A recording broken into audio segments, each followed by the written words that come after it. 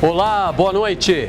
Boa noite. Juiz Sérgio Moro pede prisão de Palocci. Prefeito de Mauá entrega 520 unidades habitacionais no Jardim Feital. Prefeito de Mauá promete entregar no próximo dia 8 de dezembro reforma do pronto-socorro do Hospital Nardini. Diretor do hospital, Vanderlei de Paula, estará ao vivo aqui na TV Grande ABC. Pesquisa presidencial Datafolha aponta: ex-presidente Lula lidera em todos os cenários. Especialista Renato Dorgan comenta o levantamento. Envie mensagens pelo WhatsApp. Anote aí, 942429397. Hoje é segunda-feira, dia 26 de junho, e o Grande ABC Notícias está começando.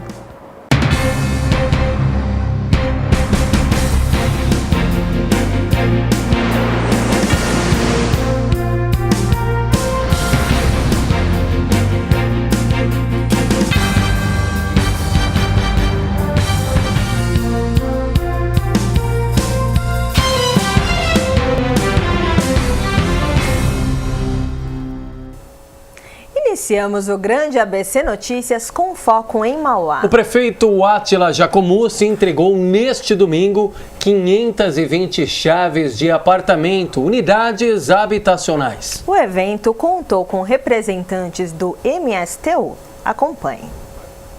É com muita alegria e hoje é um domingo especial. E Deus, nosso Pai Jesus Cristo, deu um domingo iluminado, um domingo com sol, para que ilumine cada família, cada alma. O sonho realmente hoje vai ser realizado. A espera vai acabar, porque quem acredita, quem luta, busca a esperança. E a esperança venceu o medo. E hoje o povo de Mauá, o movimento MST, essas famílias vão ter o direito de cada um aqui exercido, que é a entrega dos apartamentos aqui hoje. E hoje é o dia da alegria, é o dia que a esperança venceu o medo. Do dia que o povo de Mauá vai ter realmente a grande oportunidade para que sonhos possam ser realizados. Quem não sonha com melhor qualidade na saúde, melhor qualidade na educação, mas quem não sonha em ter sua casa própria? Quem não sonha em sair do aluguel? O aluguel que é um dinheiro que vai e não volta mais. Quem não sonha em deixar uma herança digna para os seus filhos? Hoje, através do movimento MSTU, através do Severino, a cidade de Mauá venceu.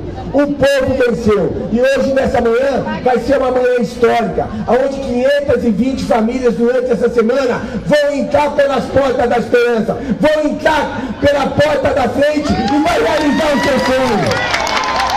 Severino. Porque o povo realmente sabia e tinha esperança no movimento MSTU, tinha esperança em você, Severino, que foi um dos grandes batalhadores, o ícone do programa habitacional nessa cidade. Você lutou para casa popular e apartamentos e conjuntos habitacionais, não foi para rico, não foi para o trabalhador e para a trabalhadora. Porque fazer governo para rico é fácil, quero ver fazer governo para o trabalhador e para a trabalhadora. O governo do PT, que dizia que ia trabalhar pelo trabalhador e trabalhadora, fechou as portas aqui do condomínio. Não fez nenhum esforço para que fossem entregues os habites. Não fez nenhum esforço para se ligar a água. Não fez nenhum esforço para se ligar o esgoto. Mas nós não compactuamos com isso. Nós escolhemos um lado. Enquanto o governo anterior escolheu ficar ao lado dos poderosos, dos ricos, o nosso governo ficou do lado dos pobres e da classe trabalhadora. Recebemos as ruas, ligamos aqui a iluminação, Severino, trouxemos as linhas de ônibus e faltava o esgoto e os habites. Um habite e um esgoto que poderia ter sido entregue há anos atrás. Mas a administração petista, que dizia que era do Partido dos Trabalhadores, virou as costas para os trabalhadores. Essa é a grande verdade. Não se pode morar numa casa se não tiver água. Não se pode morar numa casa se tiver esgoto. E as pessoas merecem ter um documento digno, ter a resposta e a esperança entregue nas suas mãos. Muitos aqui vieram do Norte, do Nordeste, muitas regiões do país, e não tiveram oportunidade de cursar um nível universitário. Não tiveram, Juliana, a oportunidade de fazer uma faculdade, mas querem que seus filhos possam fazer.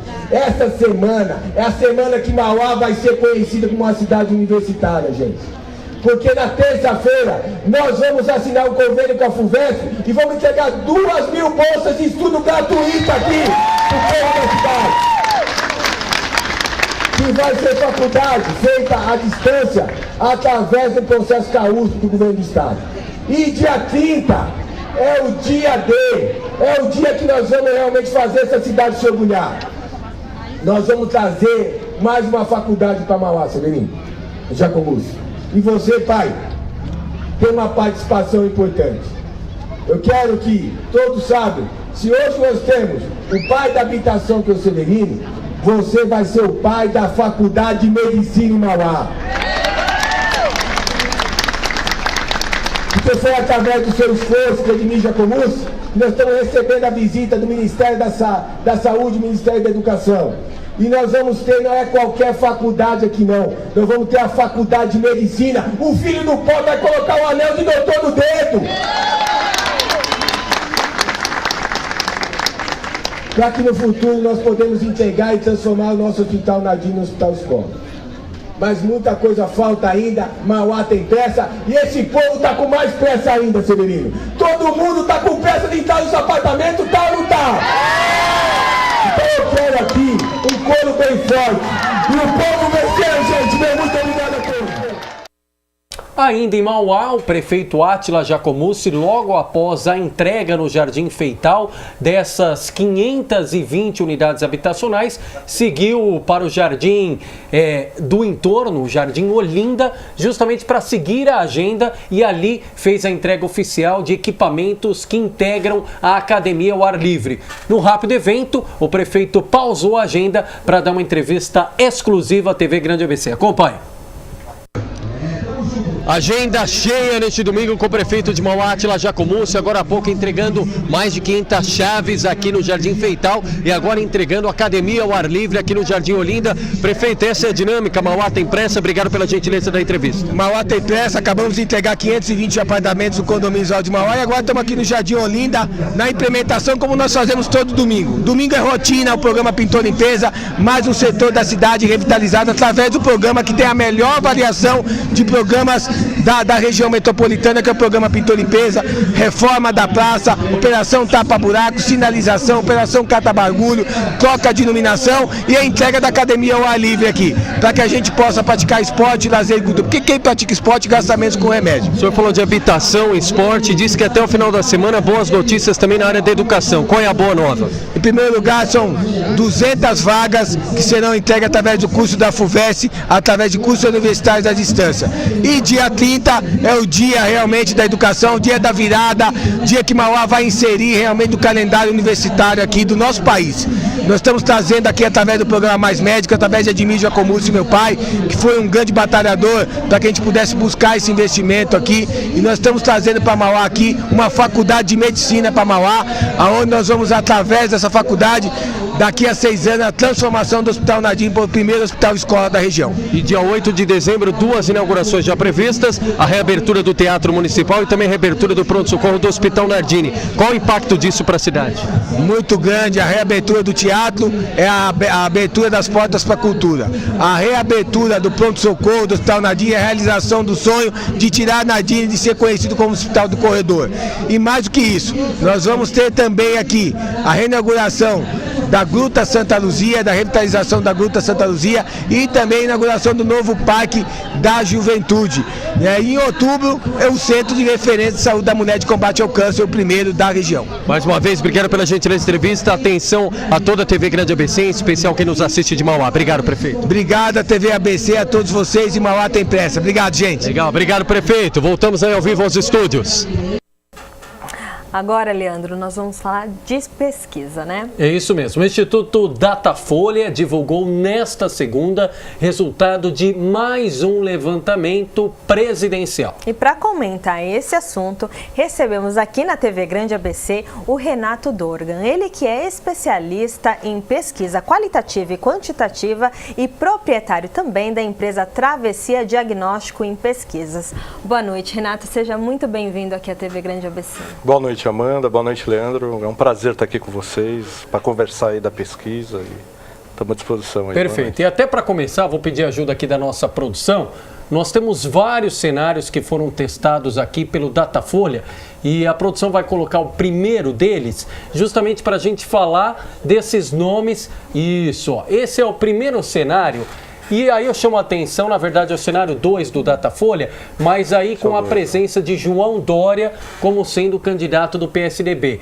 Então Lula aparece no primeiro lugar, seguido por Marina Silva e Jair Bolsonaro, ambos empatados, aí não é nem tecnicamente, mas é criteriosamente, e na sequência João Dória com 10% dos votos, ou seja, muito semelhante à pesquisa divulgada recentemente pelo Instituto Paraná Pesquisa, mostrando aí Lula consolidado na liderança e o segundo lugar ali de Bolsonaro com Marina Silva, tendo João Dória como melhor nome do PSDB nesta pesquisa. Pode manter essa imagem, produção, por gentileza? Pode manter isso. E quero justamente, Renato, começar com essa indagação. Apesar de tantas denúncias do nome do ex-presidente Lula ser tão atrelado a pautas negativas, é o triplex do Guarujá, é o sítio em Atibaia, e corrupção, Lava Jato, depoimento a Sérgio Moro. No último final de semana, inclusive, uma revista semanal chegou a antecipar o que seria a decisão de Sérgio Moro, já numa condenação nesse primeiro processo do triplex de 22 anos do ex-presidente Lula, e mesmo assim o índice de intenção de votos segue inatingível e inabalável. Surpreende? O Lula é um fenômeno? Não, eu não sei se ele é um fenômeno. Ele já mostrou, ele é muito forte nas urnas. Ele está nas urnas desde 89 para presidente, antes também como deputado. A questão do Lula é uma questão, hoje, ela se mantém muito na comparação, né? O governo Temer está muito mal avaliado. Né? Você teve as acusações da JBS, abalaram muito mais a credibilidade do governo Temer, e existe um problema financeiro no país, e econômico, e tem uma comparação com o que era o país há 10 anos atrás, principalmente pela classe D e C. Né? Essa pesquisa é uma pesquisa nacional, a gente faz muita qualitativa, principalmente em grupos do Norte e Nordeste, e a gente percebe que essa diferença na economia e na distribuição de bolsas, principalmente, elas afetaram muito esse eleitor, que faz um comparativo do governo Lula e do governo Michel. Mas se você for ver, é uma concentração muito grande na classe D e C. Quando essa questão do Lula ela é esperada, entendeu? O que impressiona no Lula é a alta rejeição. Então, eventualmente, no segundo turno, com uma rejeição de 47%, como indica a pesquisa, fica muito difícil ele vencer uma eleição. Ele pode sim vencer a eleição se tiver um adversário com um nível de rejeição, claro que 47% é muito difícil ter algum candidato disputando com ele de rejeição, mas um nível de rejeição acima dos 30%. Nós vamos chegar lá acima dos 30%. Rejeição também, Renato, mais importante. Mas o governo Lula marcou economicamente uma classe social. Isso, essa capacidade que o Lula tem aí, repito, não vou entrar no mérito da investigação, que não tem uma prerrogativa para isso, e muito menos nenhum tipo de procuração, mas é no ambiente político. Nós já vimos aí inúmeros exemplos de qualquer político, quando tem um nome supostamente atrelado a qualquer escândalo, rapidamente se deteriora, exatamente. Não, o Lula tem uma força, se fragiliza. E o Lula, pelo contrário. Ele marcou o país, ele ficou num boom econômico do país, ele teve uma distribuição de bolsas muito intensas durante os 8 anos dele, e teve uma mudança de classe, a gente não pode negar isso. Né? De um outro lado, a informação das acusações contra o Lula, isso a gente nota muito mais em qualitativas do que em quantitativas, elas se concentram muito mais na classe B e numa parte mais elevada da classe C. Na verdade, as classes menos informadas, elas não sabem direito, e elas acabam colocando todos os políticos na mesma linha. E daí, quando ela coloca todos os políticos na mesma linha de acusações, ela faz a comparação. Naquela época, e é uma coisa que sai muito nas pesquisas qualitativas, na época do Lula a gente tinha acesso a coisas que hoje a gente não tem. Então é muito mais na comparação econômica. Mas a questão das acusações e da informação, ela sobe nas classes, né? Essa concentração de votos do Lula é sim, não adianta a gente falar que não, é sim na classe D. E você tem um pouco também na classe C2, e você vê os índices de rejeição na classe C1, B e A são grandes, né? Renato, nesse cenário aí, o Datafolha não testou 2 nomes do PSDB, o do Aécio e o do Serra. Isso significa que eles morreram politicamente? Não, eu não sei, politicamente não, porque eu acho que possivelmente o Serra seria eleito senador em São Paulo outra vez, ou deputado. Não é a morte política. Agora, a nível nacional, os últimos números do Serra não são... E a própria articulação interna do PSDB nos indica que o Serra possivelmente não será o candidato. A questão do Aécio Neves é uma questão que as acusações da JBS abalaram profundamente. O segundo turno da eleição de 2014 já abalou um pouco o Aécio. Foi uma briga muito forte, as acusações todas. E o decorrer desses 2 anos, das acusações da Odebrecht, da questão agora da JBS, da prisão da irmã do Aécio, não sei, é que a gente está aqui comentando a pesquisa do Datafolha. Eu não sei por que eles não mensuraram ele no cenário. Ele possivelmente sairia com 7, 8% numa pesquisa, porque a gente tem que ver também que não existe mais o lado azul que diminui. Não é que diminui de votos. O eleitor não vota mais lado azul. O eleitor que vai votar nessa eleição vai votar ou no Lula ou vai votar em algo contra isso. Por isso que a questão, o que eu vejo pelos números é que o Bolsonaro, Dória e Geraldo Alckmin são os possíveis adversários. O melhor nome tucano é o do prefeito João Dória? Então, quando a gente tem um linguajar na pesquisa que são votos incorporados, né? O que você percebe é que o Dória consegue penetrar no voto do Lula, entendeu? E não só em São Paulo, mas no Brasil inteiro. Você diz voto do Lula, você diz voto da esquerda? Não. Voto do Lula, não há um voto, assim, desses 30%, eu acredito que um voto ideológico seja uns 5%. Que é o voto de esquerda. 25% é um voto das políticas assistenciais. Entendeu? É o eleitor que quer a volta da política. O Brasil cresceu na economia no governo Lula. Sim, não. Fruto da distribuição de bolsas. É como a classe D, ela vota de uma maneira da relação, do que o governo vai me dar em assistência. O que o governo vai me dar? Assim, o Maluf já teve voto na classe D. Depois o PSDB teve voto na classe D. O Dória nessa eleição teve voto na classe D em São Paulo. O Lula é o rei desse voto. Então eu acho que 25% desse voto do Lula é o voto de assistencialismo, não é o voto ideológico da esquerda. E didaticamente, Renato, e o Dória penetra nesse. Para quem nos acompanha, até teve muita repercussão a história, olha, no governo Lula, não sei quantos emergiram, não sei quantos ascenderam na pirâmide social, saíram da classe D, foram para a classe C, 20 milhões de pessoas. Hoje, para efeito até de pesquisa, o que é considerado a classe A, classe B, classe C? Isso é um critério da BREP que a gente usa para pesquisa, mas o governo Lula, ele criou uma divisão de classes na C. Que na verdade C2, quando a gente fala, é a D antiga, entendeu? Então eles criaram um negócio para ter uma sensação que a classe C tinha aumentado. Não tem a dúvida, a classe C aumentou. Não tem a dúvida que teve muita gente que emergiu da classe D para C, que melhorou de vida, que teve acesso à universidade, às bolsas. Mas esse eleitor de classe C, ao contrário do eleitor de classe D, ele pode ter emergido, mas ele uma parte está decepcionada, principalmente nas concentrações do Sudeste e do Sul. Você vê menos decepção no Nordeste, principalmente. No Norte você já vê, mas esse eleitor está um pouco decepcionado. Enquanto o eleitor da classe D, ele é majoritariamente pró-Lula. Quando ela me fala do Dória ou Dória ou Alckmin, né, o possível candidato do PSDB, o Dória consegue penetrar mais nesse voto do Lula e seria um candidato mais competitivo no segundo turno contra o Lula do que o Alckmin. Absolutamente o contrário do Lula, e não é a política do PSDB. O Lula prevê e prega um Estado cada vez maior e participativo na vida das pessoas. E Estado, aqui a gente lê a questão da instituição como um todo, o poder do Planalto Central. E o PSDB, por sua vez, ele prega uma intervenção cada vez menor do Estado e o neoliberalismo falando por ele mesmo, os méritos, a iniciativa privada. Como é que o Dória tem discurso para chegar nesse eleitor? Porque ideologicamente a grande maioria do eleitor, ele não vota ideologicamente. Ele vota em alguém que inspira uma melhora de futuro, alguém que inspira uma esperança.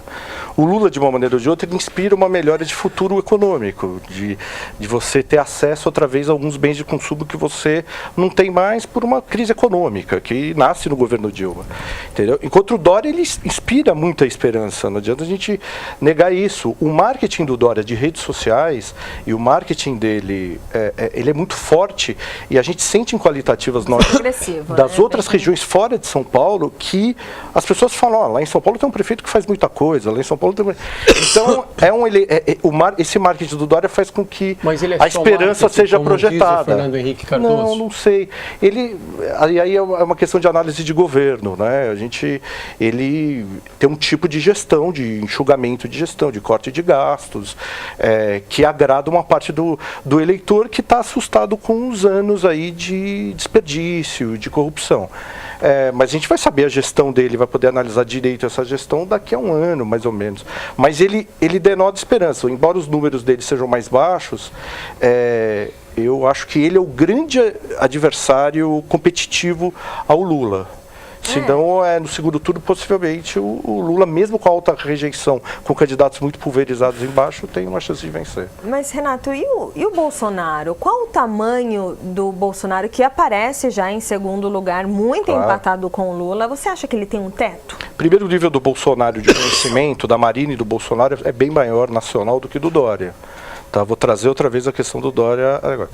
O Bolsonaro, ele tem um eleitor insatisfeito com segurança pública, um eleitor que se sente inseguro nos grandes centros.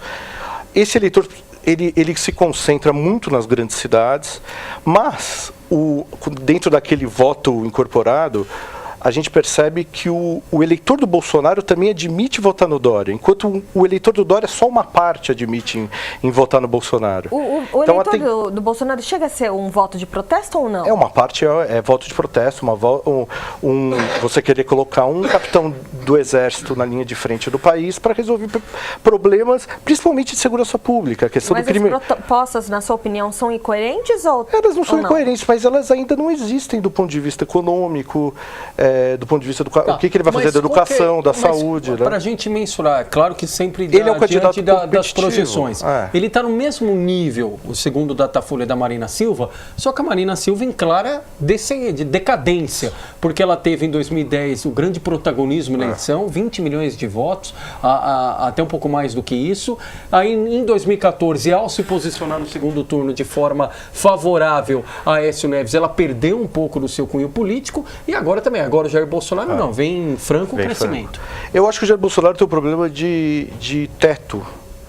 Um teto no segundo turno, eventualmente, um problema de voto feminino na projeção da eleição, né?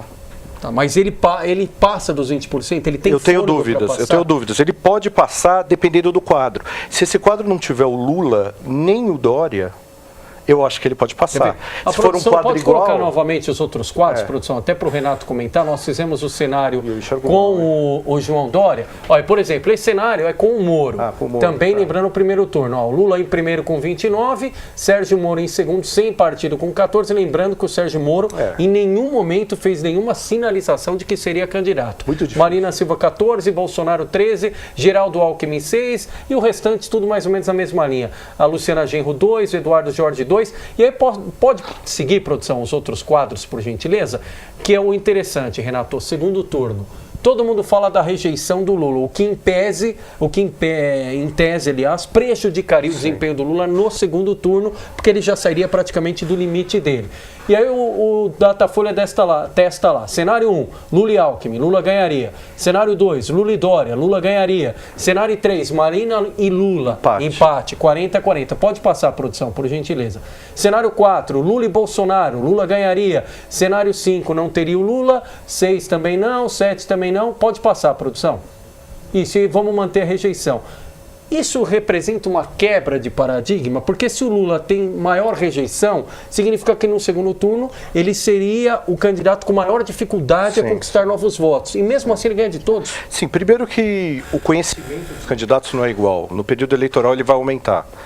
Tá? Primeiro isso. A Marina tem um índice de conhecimento maior, ela disputou 2 eleições presidenciais. Tanto é que a Marina empata. O voto da Marina é muito misturado, principalmente feminino, com o voto do Lula. Normalmente, quem se decepcionou com o Lula e foi lulista, está começando a admitir em votar em Marina. Então isso tem um voto interno aí, um voto incorporado. Tanto é que tem um empate para o Lula hoje, com essas características e cenário atual, é mais difícil para o Lula um segundo turno com o Dória ou com a Marina Silva? Com o Dória. Do ponto de vista de disputar o eleitor. Não, eu acho que com a Marina Silva é difícil para ele, não é fácil ele ganhar, ele vai ter dificuldades. Até porque ela consegue emplacar com nenhum outro aquele mesmo discurso do Lula. Os dois roubam. Os dois roubam voto, viu, Leandro? Os dois são os únicos, na minha opinião, que tiram voto do Lula, que conseguem fazer uma migração de votos desses 30%, conseguem tirar voto lá de dentro. O Dória com uma proposta de país, de esperança, e a Marina com uma identidade mais próxima daquela realidade do eleitor mais humilde. Então os dois são, na minha opinião, são os únicos que podem sim derrotar o Lula e tem chance de tirar votos. Bolsonaro não chega ao segundo Bolsonaro turno. Acho que vai ter muita dificuldade, mas sim, pode ter uma soma nacional em torno dele. Eu vejo, num segundo turno, se o Bolsonaro chegar no segundo turno, isso é uma amostra que o candidato do PSDB foi derrotado, né? E daí sim você pode ter uma possibilidade, porque a quantitativa ela é uma foto de hoje. Né? Eu além de ler quantitativamente, eu procuro ler qualitativamente, que a gente faz muita qualitativa e a gente vê as projeções. Eu fiz em abril do ano passado uma pesquisa em São Paulo que indicava que, na época, na quantitativa, o Russomano tinha 40% e o Dória tinha 4%. Só que quando você forçava aquele eleitor do Russomano e mostrava um tipo, que eles nem sabiam que era o Dória, e a gente mostrava o que era o Dória, o que ele fazia, a gente percebia que esse eleitor é um swing vote que os americanos chamam, é um eleitor que migraria fácil nesses votos do Dória. Então eu acho que o Dória ele tem uma possibilidade muito grande de roubar votos de todo mundo. E não teria desgaste de interromper o mandato? Você poderia ter o desgaste em São Paulo, mas em São Paulo a rejeição do Lula é uma rejeição muito alta. Lembrando que então na isso pesquisa, compensaria, né? Você falava de conhecimento, 99% dos eleitores entrevistados conhecem o ex-presidente Lula, enquanto 59% conhecem Dória. Exato. Ou Onde seja, estaria esse 1% que não conhece o Lula? Só de curiosidade. Tá, com todo o respeito, acamado, alguém que está na UTI. Tem muita quantitativa. Onde estaria esse 1% que não conhece?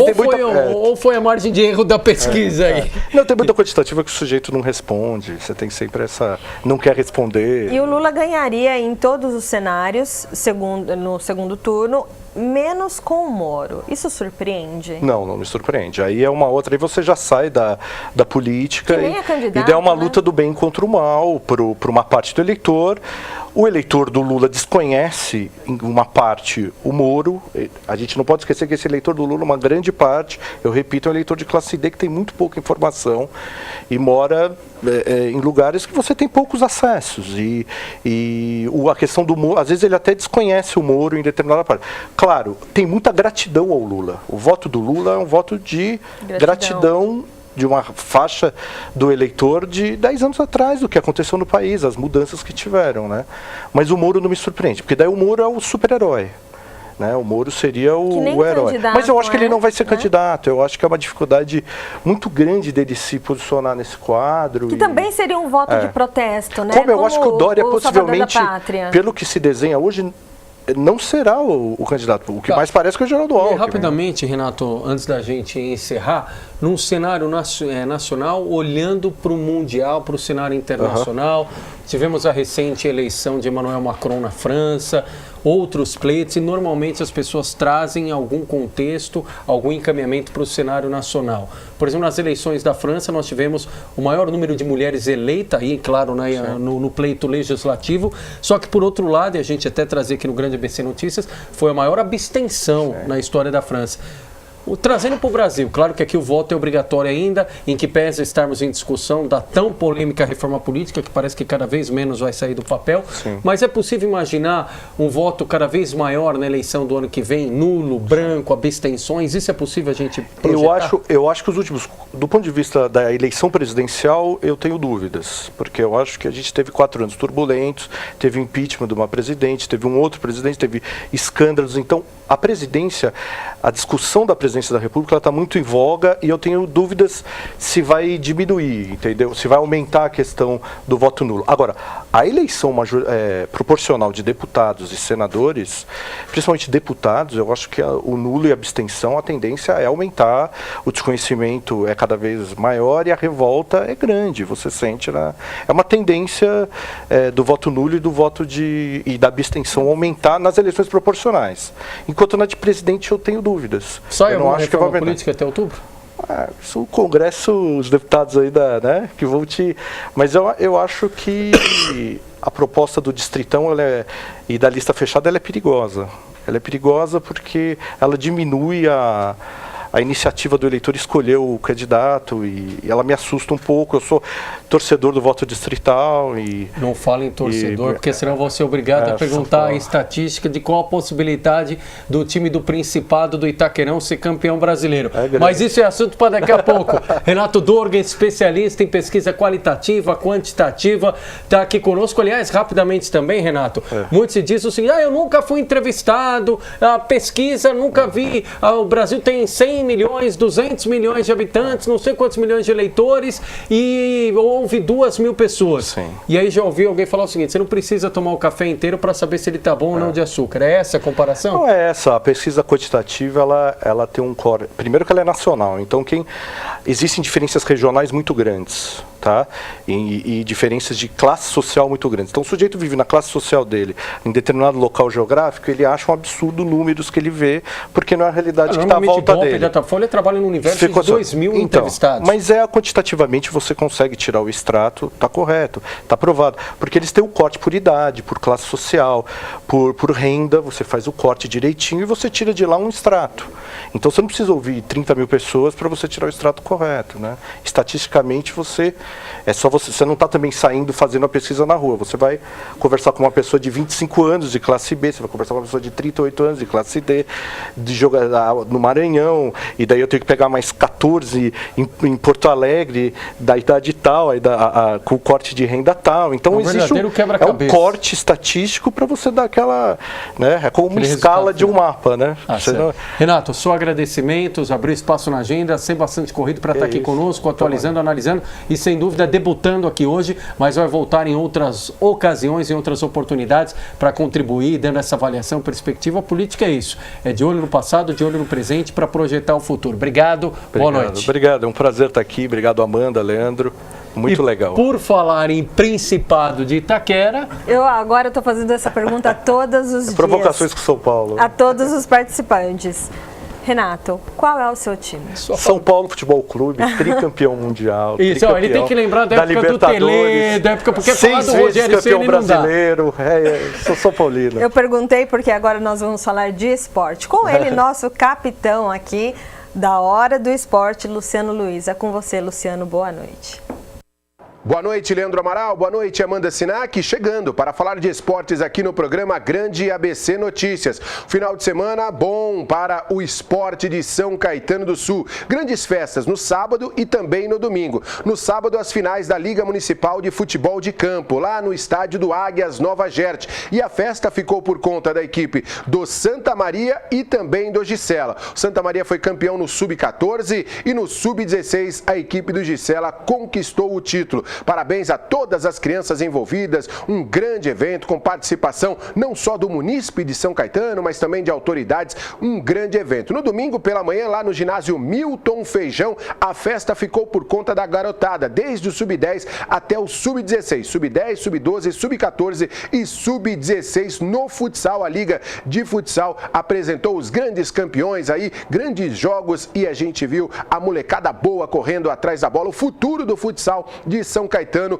e parabéns a todos os envolvidos neste grande evento mais uma vez. Ocorreu também ontem pela manhã na cidade de São Caetano do Sul a caminhada do Dia dos Namorados, né? Fechando aí a festa dos mês dos namorados em São Caetano do Sul, organizada pela Secretaria de Esportes da cidade. Um evento muito bacana, quase 2.000 pessoas andaram aí pelas ruas de São Caetano, ali pela Goiás, também pela Avenida Kennedy, enfim, um evento muito legal. A gente parabeniza todos os envolvidos, a prática esportiva. No que diz respeito às equipes de futebol profissional do ABC, o São Bernardo venceu 2-1, venceu bem a equipe do Novo Hamburgo e acaba a primeira fase da Série D do Campeonato Brasileiro na primeira colocação. O trabalho foi feito, parabéns ao treinador Wilson Júnior. Agora pensar na segunda fase. De cara, o próximo compromisso será o Metropolitano de Santa Catarina. E as equipes Água Santa e São Caetano, que estavam somente se preparando para a disputa da Copa Paulista, agora é realidade. Jogos já no próximo domingo. São Caetano estreia no Anacleto Campanella diante do Santos às 16 horas já no próximo domingo, e o Água Santa recebe também no Distrital Inamar a equipe do Nacional às 15 horas domingão. A caminhada das equipes do ABC rumo à conquista do campeonato Copa Paulista, que visa aí uma vaga ao Brasileiro da Série D na próxima temporada. Em relação ao Campeonato Brasileiro principal, segue o líder. O Timão venceu o Grêmio pelo placar de 1-0 e abre 4 pontos em relação ao segundo colocado. Está feliz da vida meu amigo Leandro Amaral, comemorando essa vitória do Timão. Quem está feliz também é Marcos Savoy, torcedor do Palmeiras. Afinal de contas, o Verdão de tanta gente foi até Campinas. 2 gols do Meia Guerra deu a vitória à equipe do Palmeiras. 2-1 diante da Ponte Preta, e o Palmeiras chegando aí no G4 do Campeonato Nacional. O Santos decepcionou seu torcedor. Em casa, na Vila Belmiro, perdeu para o Sport Clube Recife pelo placar de 1-0. E o São Paulo voltou a decepcionar o seu torcedor. Não perdeu, mas ficou somente no empate com o Fluminense no Morumbi pelo placar de 1-1. Destaque para o jogador Renan Ribeiro, goleiro da equipe do São Paulo, que salvou o tricolor de uma derrota em casa, fazendo grandes defesas, inclusive uma sequência de 3 defesas consecutivas. Rogério Ceni foi alvo de algumas vaias, mas principalmente a diretoria, após o término da partida, foi muito criticada pelo torcedor da equipe do São Paulo Futebol Clube. Tá certo? Grande abraço para você, Leandro Amaral, Amanda Sinac. Amanhã eu volto com muito mais do Esportes. Logo pela manhã, no programa Hora do Esporte, às 11 horas, aqui na TV Grande ABC, e evidentemente ao longo de toda a programação com o esporte aqui no canal regional. Tá certo? Boa noite e até amanhã. Obrigada, Luciano. E agora recebemos aqui na TV Grande ABC o diretor do Hospital Nardini, em Mauá, Dr. Vanderlei de Paula. Boa noite, doutor. Seja muito bem-vindo aqui na TV Grande ABC. Boa noite, Amanda. Boa noite, Leandro. Boa noite aos telespectadores. É um grande prazer, primeiro, rever um grande amigo, que é o Leandro. Estou estreando no programa de vocês, uma honra para mim, e espero poder contribuir bastante para o programa. Muito. Doutor, conta pra gente um pouquinho sobre a transferência do senhor do Hospital Mário Covas, onde o senhor fez um trabalho excepcional, muito marcante, agora para o Hospital Nardini. Olha, Amanda, eu vivo de desafios, né? Nós estávamos no Mário Covas por 16 anos, 10 anos com o Dr. Geraldo Repli, hoje secretário de Saúde de São Bernardo, e 6 anos com o grande Desirê Calegari. Para minha sorte, 2 amigos, 2 pessoas com quem eu aprendia muito, e pudemos construir um projeto que veio lá de trás, junto com a Faculdade de Medicina do ABC, professor Milton Borrelli, o João Alac, quer dizer, um pessoal todo que já veio da faculdade. Eu tive a honra de um grande amigo pessoal meu, que é o prefeito de Mauá, veio conversar comigo, parecia um namorado galanteando a namorada. Você sabe, mais ou menos assim, Vanderlei, faz tempo que eu estou querendo conversar com você. E aí eu falei, Átila, pelo amor de Deus, não é na área de saúde. Ele falou, não, imagina, que é isso, é só o Hospital Nardini. E qual, assim, as prioridades e os desafios do Hospital Nardini? Olha, eu sempre amei Mauá, né? O Nardini, para mim, sempre representou um grande desafio.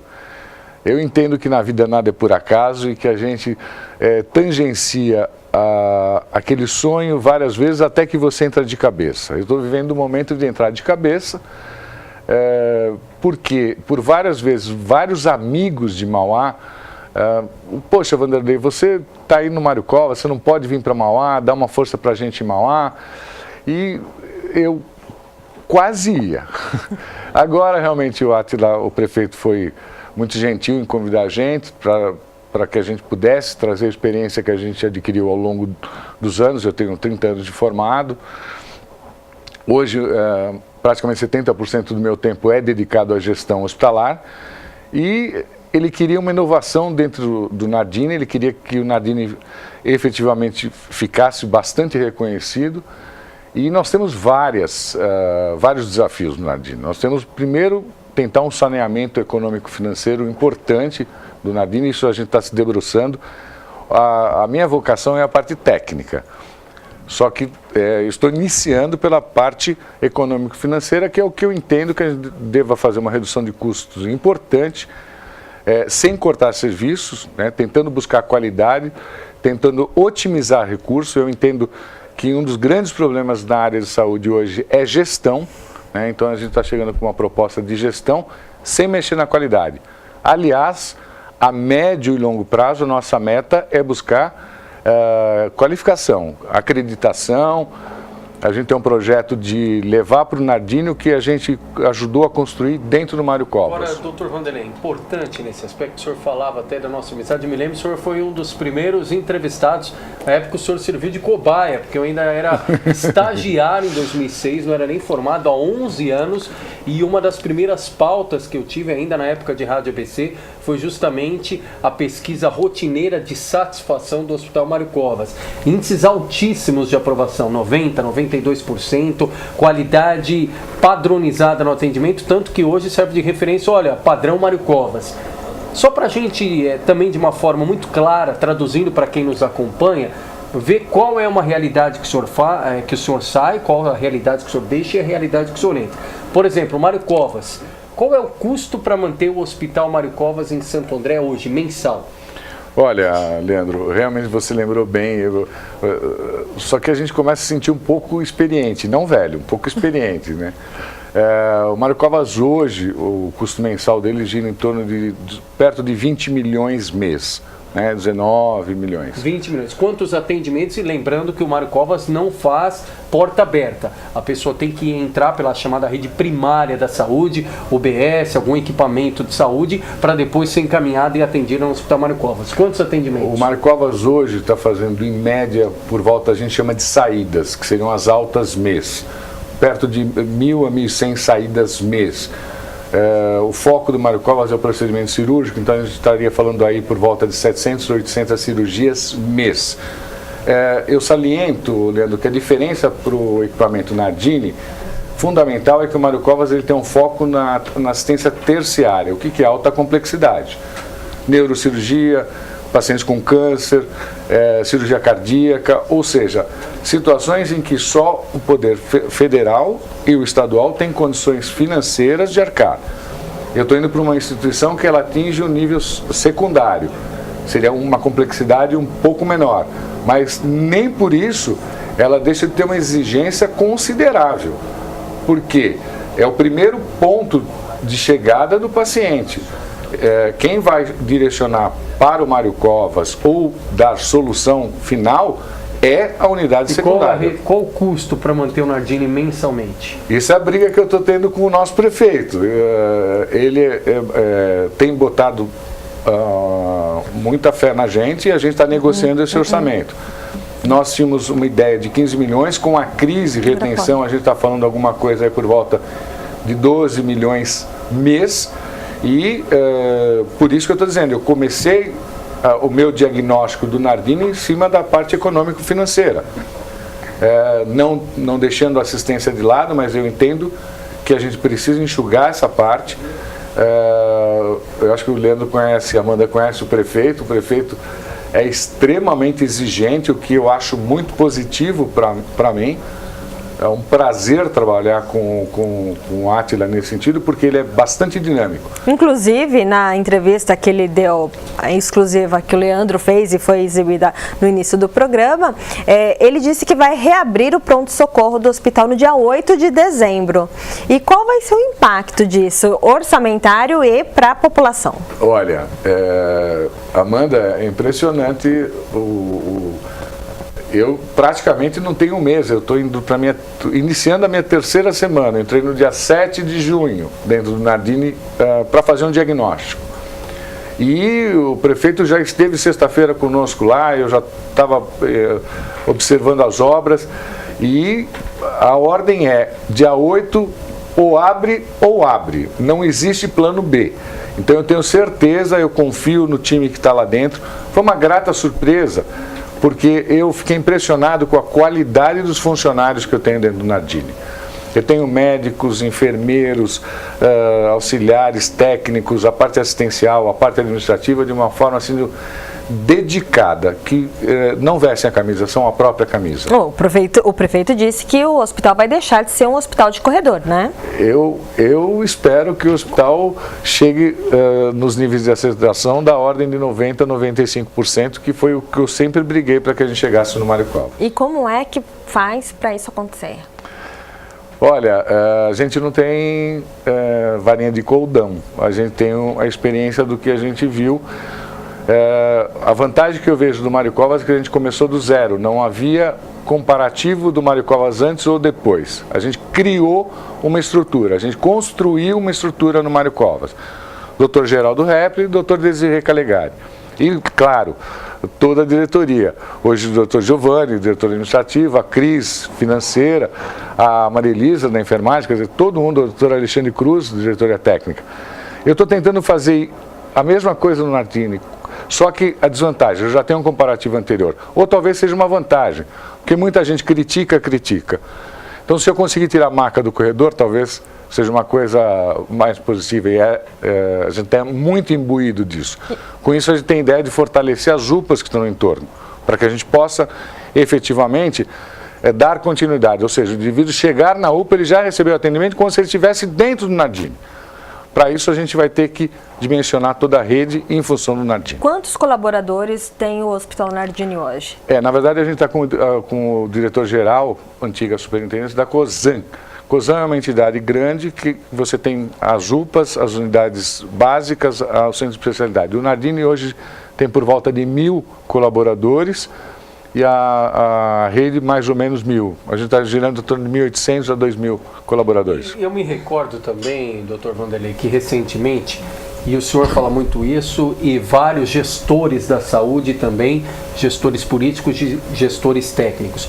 O mais caro não é construir um hospital, é mantê-lo, é o custeio da manutenção, isso é fato. E não à toa, numa realidade tão difícil quanto a do Nardini, em especial nos últimos anos, fazendo aí um retrospecto, o Nardini tanto que pautou debates, por exemplo, de estadualizar o Nardini, federalizar o Nardini, ou seja, transferir a responsabilidade da gestão ao governo do estado, ao governo federal. Esses debates não avançaram, porém hoje o Nardini é custeado prioritariamente com recursos próprios da Prefeitura de Mauá e com uma verba que é repassada mensalmente pelo governo do estado. Essa conta fecha?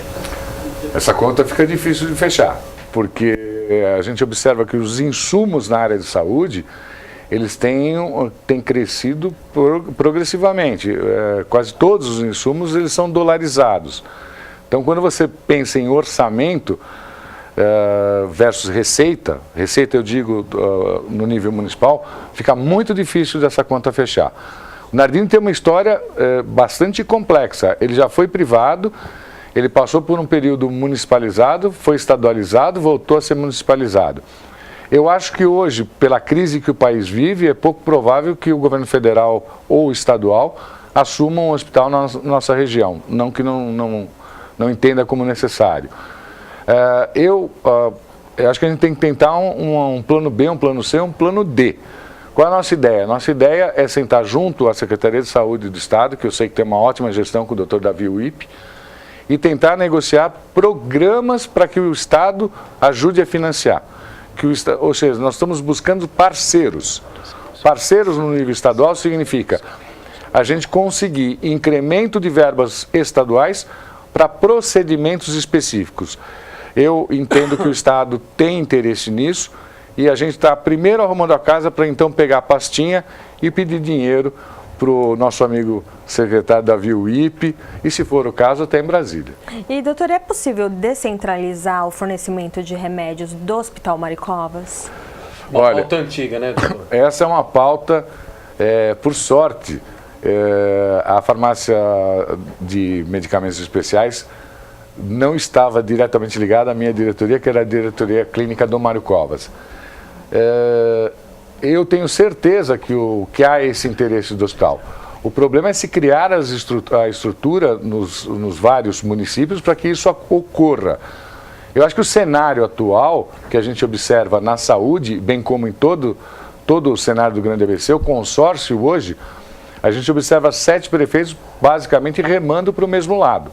Então acho que as soluções tornam-se mais fáceis e entendo que, se não na totalidade, pelo menos boa parte da farmácia poderia ser descentralizada e com isso nós teríamos a população como a grande vencedora desse projeto. Hoje a bola está com quem, doutor Vanderlei, em relação a isso? Hoje a bola está com o Hospital Mário Covas, que está fazendo a distribuição. Eu sei que esse projeto já foi pautado no consórcio. Eu espero que no médio prazo... O Estado falou que fazia um estudo, um levantamento para ver a viabilidade disso. Isso, porque muitas vezes o pessoal pensa, não, é só entregar o medicamento. Não é. São medicamentos, como o próprio nome diz, são medicamentos especiais de um custo altíssimo e você tem que ter uma estrutura para fazer essa entrega com monitorização por câmera, com segurança enorme. E não é você pôr simplesmente numa sala com acondicionamento em temperaturas aceitáveis. Então, para que não se perca, e aí vai mais uma vez o que eu falei da boa gestão, para que você não desperdice o dinheiro que já é curto, a gente possa expandi-lo. Então, depende de uma estrutura em cada município. Doutor Vanderlei de Paula, agora assumindo um novo desafio, nome marcado aqui já na saúde da região do ABC, muito ligado ao bom serviço prestado ao Hospital Mário Covas em Santo André, boa parte da sua carreira de serviço prestado ao Hospital Mário Covas e agora assumindo o desafio diretor-geral do Hospital Nardini na cidade de Mauá. A gente fica na torcida aqui também para o êxito no atendimento do Hospital Nardini, afinal saúde é uma demanda prioritária em qualquer pesquisa de opinião e a gente quer que a saúde de Mauá melhore, porque melhorando a saúde de Mauá com certeza tem impacto em toda a rede de saúde pública do ABC. Doutor Vanderlei, obrigado pela gentileza da entrevista, sucesso e com certeza em mais oportunidades voltará aos estúdios para atualizar o dia a dia do Hospital Nardini, este importante equipamento aqui para a região. Muito obrigado, Leandro, mais uma entrevista, você brilhante como sempre. Amanda, um grato prazer de estrear com você, igualmente. Maravilhosamente bem. Eu só lamento uma coisa, você esqueceu de me perguntar o meu time. Mas isso é pergunta da Amanda Sinac. Pois não, Amanda Sinac? Qual o time do doutor? Mas é óbvio, olha o meu ar de sorriso de felicidade. Eu sou corintiano. O senhor também vem do Principado de Itaquera, que ontem goleou o segundo colocado por 1-0 na Arena Grêmio. Isso já se tornou uma rotina. Eu acho que eu vou começar a assistir tênis, golfe, porque futebol... Esses o Luciano meninos... está nos assistindo. Luciano, está proibido de falar do Corinthians porque não é mais notícia. Só vai ser notícia quando o Corinthians perder. Obrigado, esses meninos. Muito obrigado, uma boa noite. Muito obrigada, doutor. E um lembrete, você pode rever nosso programa de hoje no Facebook e também no site tvgrandeabc.com.br. E uma excelente noite a todos. Boa noite.